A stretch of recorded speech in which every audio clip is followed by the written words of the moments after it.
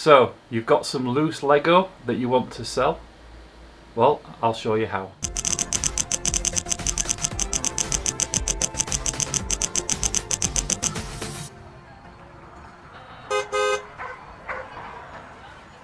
Hey guys, welcome to another video, and this one is another Bricklink tutorial video.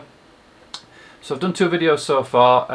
The first one was how to part out for retired sets. So if you wanted to build retired sets, how do you search for parts and create a wanted list? And the second video was how to part a set out to sell on your Bricklink store.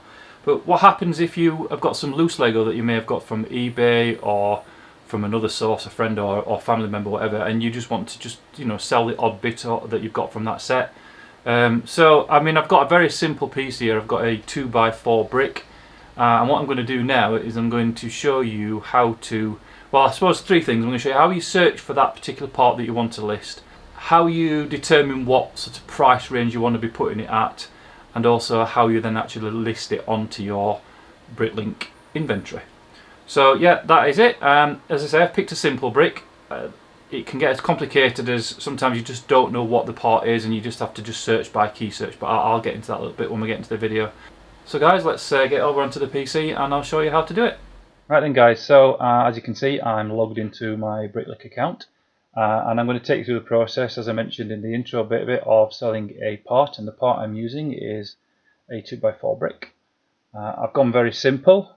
Obviously bricks are a lot more complex than this. And what I'm going to do is I'm going to show you how you search for the part that you want to sell. There are three ways to do that. I'll take you through my process of how I determine what I will be selling this part for. And then I will take you through the main selling screen, so all the options on that screen for when you're selling a part or more than one part. But for this particular video, I'm going to focus on just selling one brick. Okay, so what I need to do is find the brick that I'm going to be selling on Bricklink. So without finding the source of the brick, I won't know what I'm selling. So there are three ways to do that. So the first thing you can do is up in the search bar at the top, you can search for either the code or the description of the brick. Now I just so happen to know that the code for this brick is 3001. So if I type 3001, then you'll see I'll get a few options here, and there you can see my 2x4 brick there. The other way to do it is to search for the brick description, so I can put a 2x4 brick, and again, if I click search, it will take you into the search list, and there you can see right at the top of the list is the 2x4 brick. Now the other way to do it, and probably easiest if you're not quite sure what the brick description is and you certainly don't know what the code is to actually browse for the brick. So on the main front screen you have various icons that you can select here. So you've got sets, parts, minifigs, mocks, etc. So what I'm going to do is I'm going to click on the parts option, and that's going to take me into the list of categories, if you like, part categories that Bricklink have for, I guess, any Lego part that you can buy. And what I'm looking for is a brick, so I'm looking for brick, and there's brick my option, so I click into that, and then here is a list of all the categories of bricks that are on Bricklink. And what I'm doing now is I'm looking for my 2x4 brick. As you can see, I'm getting all my 1x bricks. There's my 2x2 brick, but I still can't find my 2x4 brick. And actually it's not on the first page, but you can see at the bottom here there's two pages. I'm going to click on page 2, and there you go, right at the top is my 2x4 brick. So that's your three ways of finding the brick. As I mentioned earlier, the more complicated the brick, or rather the more complex the brick is, the harder it is to find. If you're not sure on the description and you're not quite sure how to browse for it or where to browse for it, there is actually the code, the 3001 code is actually printed onto the brick, but it's usually underneath. Normally I need like a mobile phone with a light on and I zoom in, but if you get it very, very carefully, you can actually find that code. Sometimes that's really useful if you can't, as I say, if you don't know the description of the brick and you don't know the code off the top of your head and you don't know what to browse for. So look for that code, and it makes it a lot easier to search for the brick. So what I'm going to do now is I'm going to take you into the screen where it shows you what's currently for sale, and then that will help you determine how much you're going to sell your brick for. So I'm going to click on the link to take them to brick. So in this route, what I've done is I've browsed for the brick, I've found the brick I want to sell, I've gone into that particular brick, and now this is the screen which basically allows you to see what's currently for sale, and then from here you can then go into the add to inventory screen. The first thing I need to do is I need to change the colour, or I need to select the colour. So obviously I've got a yellow brick here, so I'm going to click this colour drop down, and I'm going to go down towards the bottom of the colour range, and I'm going to select yellow. And then if I just scroll down a little bit on the screen, you'll see it starts to show you who's got what for sale. Now Bricklink obviously has international sellers, so there'll be sellers from all over the world, so obviously United Kingdom, Canada, Estonia, Costa Rica, etc. But I want to know what sort of price range I'm looking at for somebody who's selling in the United Kingdom. So the first thing to do is I want to say select the seller ships to, and I'm going to select the country that I'm in. So I think this should work for any country that you're in, but obviously I'm in the United Kingdom, so I'm selecting that. You can then also specify, well, just show me the new bricks that are for sale, or the used, or leave it all. Now if I'm selling a new brick, I will select new because I want to know what's currently on sale for new bricks. But when I'm selling a used, I'm just going to leave it all, because sometimes you get new bricks cheaper than used, and sometimes you get used bricks cheaper than new. So I want the full range of all quality of brick, so I know that when I'm looking at that list, I know the price that I'm going to be aiming for. So I'm going to select United Kingdom, I'm going to leave that as all. You can also specify things like, well, I want to see people who are selling a minimum quantity of 100. So let's say you're wanting to buy some parts, and you're wanting to buy quite a quantity of them. Obviously you're not interested in sellers that are selling 1 or 2 bricks. You might want to say, well, I want to see sellers that are selling at least 100 bricks. But that's buying, not selling, so we're not going into that detail. So for the purpose of selling, select the seller ships to, select the condition, and then hit the search button over here on the right, and then that will give you a list of sellers that are selling that brick. Now as you can see, it's quite an extensive list, and as you can see at the bottom, there's quite a few pages, so there's quite a lot of these bricks on sale from quite a lot of sellers. What I'm interested in is what's on that first page, because if you imagine you're buying a part and you're searching, this will be the page that hits you first. So you're going to be looking at that page. What you need to be doing, I think, is aiming to have your brick on that first page. Now that may mean that you're going to be selling it at a slightly lower price than what you expected, but what it does mean is that you are competing with the list of sellers that are on that first page. When I'm buying, I don't very often go to the second page. So when I'm selling, I want to make sure I'm on that first page. So I'm going to look down this list, and as you can see, well, there's a seller from the United Kingdom. They've got one used one selling it at a penny. Well, actually selling it at half a pence, but it rounds it up to a penny there. There's one in Canada, Estonia. But if you look down, they're all rounding up to 1 pence. Now, if I want to get my brick on that list, or bricks if you're selling more than one, on that list, I need to make sure it's less than the bottom price of this list. So as you can see, it's 1. If I put it on for a penny, there's probably about another 3-4 pages that are I've got sellers selling it for a penny, which is no good because I'll probably appear in the 3rd or 4th page. So I want to sell it at a price that's going to put it on this first page. So I think I'm going to go for something like, yeah, probably about 1/7 of a pence, so 0.007. That should get me on that list. So what I'm going to do is going to go back to the top. I'm going to hit this option here, add to my inventory. And then that will take you into the selling screen, what I call the selling screen. So this is basically where you're specifying the details of the brick or the part that you're selling. So the top section, really, you don't need to worry about this. This is already pre-filled for you from when you're searching for the brick. So I won't go into the detail because that'll confuse you, but that top section is just telling you information about the brick that you've selected. This next section down is basically allowing you to use a image provided by Bricklink, which is this image here.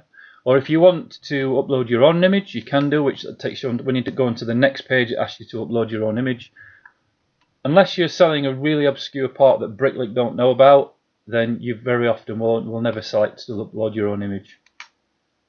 And then the third option is not to use an image at all. So when a user is searching for a part, if there isn't an image, it will say image not available. So I'm going to leave that as it is to use the image provided by Bricklink. It's already pre-populated the colour, but here you can change the colour if you want, but I'm going to leave it a yellow because that's what I want. The next section down is the comments. So this is where you might put in a description about the state of the brick or the quality of the brick. So if you're selling a used brick, there may be some discolouring, or there may be some marks on it, or gouges or whatever. This is the opportunity for you to tell the seller that there's discolouring or there's marks on it. So if I was going to put that, I'd put has some play marks or some discolouring or something like that. But as it happens, this brick, pretty good condition for a used brick, so I'm going to leave that blank. The remarks, basically, that is something that you can add to the inventory list, but is only visible to you. Then some of the key functionality that you need to be filling in. How many are you selling? Well, I'm going to be selling one. Do you want to specify if it's a bulk amount? So let's a bulk amount. So let's say, for example, you're selling 100, but you want to sell them in batches of 10. So you would put 100 in there, and I want to sell them in batches of 10. That will create a bulk amount of 10. So nobody can buy a minimum or less than 10 of this brick that you're putting on. Me personally, I don't work with bulk amounts. I work with individual bricks. I think that gives the best flexibility for buyers. So I'll leave that blank. How much you're going to sell it for? Now, if you remember on the previous screen, I wanted to aim this at less than a penny. So I'm going to go 0.007. Bit of an odd price that, but that basically means it's not half a pence, i.e. it's not the cheapest, but it will get me on that first page. Then you can specify tiered pricing. So for example, again, if you were selling 100, you might say, right, well, if the buyer purchases 10, then the price is going to be, I don't know, a penny. If they want to buy 50, then the price will be 0.009. And then if it's 100, then it can be 0.7. It just allows you to kind of structure tiered pricing based on the quantity that you sell. Again, I don't use the tiered pricing. I don't see any benefit unless you've got a really big Bricklink store. I don't personally. Then here you've got some options to check a kind of like a price guide for the part. So if I look at the whole price guide, what it's going to do is it's just going to expand a little bit here, and it's going to show you past 6 months sales and current items for sale. So how many have sold in the last 6 months? How many are currently on sale for new and used and new and used? Total quantity, the lowest price that it was sold at in the last 6 months, new and used. The average price it was sold at, new and used, and then the by quantity average, and then the highest. Now this just gives you an idea if you were thinking about a range, but because you've already gone through that process on the previous screen, you've already determined, well, my price is going to be that because I want it to appear on the first page of that search list.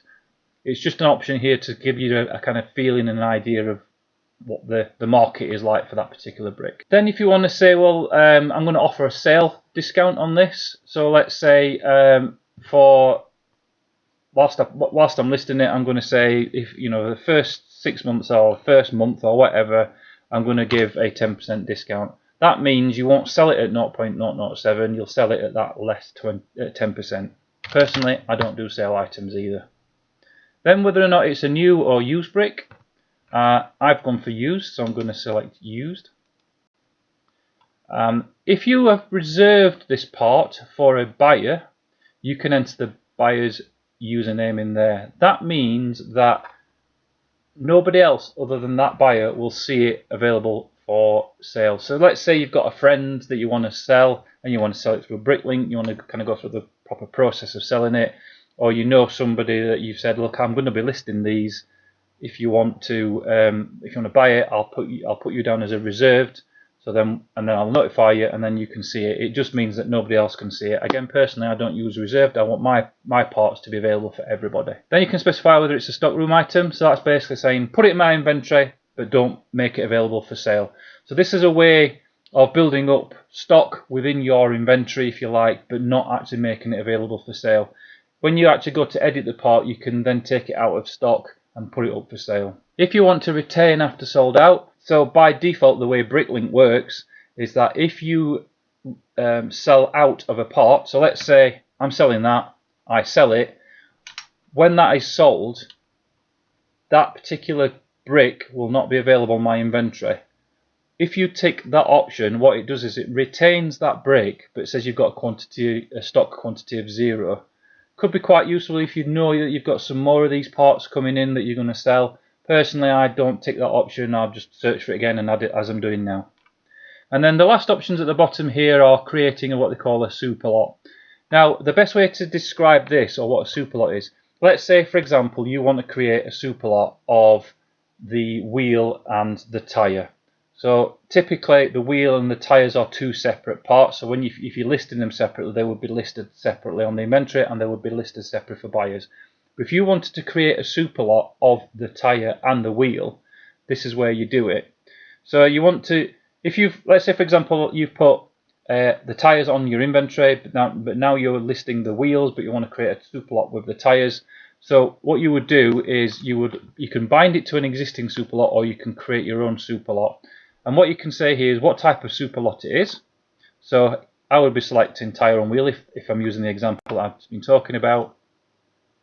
How many of the super lot quantity, so how many of the combined tyre and wheel super lots have you got? So let's say you've got 10, and that's what you would put in there. And then you can have some remarks against the super lots as well. What it means is that if a buyer comes along and wants to buy the tyre, they will also be buying the wheel as a super lot. So they would buy, if they wanted to buy 2 tyres, then they would buy 2 tyres and 2 wheels, and that's how it would work. So that's the options for when you're selling it. When you're happy with how you set that up, you click this review button at the option. The reset form just basically resets everything above and starts you again. I wouldn't recommend you hit that. So I'm ready to review, so I'm going to hit this review button, and that is going to take me into a kind of like summary screen, if you like. So what it's saying is you're going to be listing a yellow 2x4 brick. It's going into that category. You're selling one and you're selling it at 0.007 each. But all you're doing here is just double checking everything, and then you click add to inventory. So now what I'm going to do is view my updated inventory, and I'm going to go into brick because I want to show you that on my list. And there's my 2x4 brick. There's the information about it. Here's where you can specify tiered pricing after you've listed it. You can change the condition, you can reserve it, etc. You can put remarks, you can put the description, so you can edit some of the information about the part. But there you go. Now if I want to see where that is actually coming up on the search list, what I can do is click on the part ID at the bottom here, and then that will go away and search for that part for me on the list. Now what I'm looking for is my listing to be appearing on that first page. And there you go, I'm 1, 2, 3, 4, 5th in the list. That's basically good. That's where I'm wanting to be aiming at. Now you might actually think 0.007 is a lot for a brick, but it's one part. If you're selling 100 of them, that's like what, 70 pence. If you're talking big quantities, 0.007 is probably not so bad. There are obviously parts on Bricklink that are a lot more than 0.007. This is quite a cheap part. It's probably quite common, but at least you know that when somebody's searching for them, that you're going to be on that first list. And what that actually does is it drives people to your site because they think they're quite cheap. So they'll end up buying more of your shop, or more out of your shop, than what you'd probably be expecting. So pitching it on that first page kind of like helps drive traffic to your site, I guess, if that's what I'm trying to say. So that's it, guys. I hope you found that useful. If you've got any questions about this process that I've just gone through, or if you spot anything that I may have misinformed you, then please leave a comment down below. I'm happy to be told, if I've said or done something wrong. I'll happily answer any questions that you've got. If you like the video, please hit that thumbs up, and obviously subscribe to my channel. That'd be really awesome if you're not already subscribed. And please don't forget to hit that little notification icon. So it's a bell on the app and a cog on the website on the desktop. And that will allow you to receive notifications when I post new videos. I really do recommend that you do that, because obviously when I'm doing the giveaway videos, you'll get notified that I'm doing a giveaway video and you won't miss out. I know some users have missed out on the last giveaway that I did, and I will be doing another giveaway very soon. Anyway guys, I'm going to get off. Have a great day. See you later.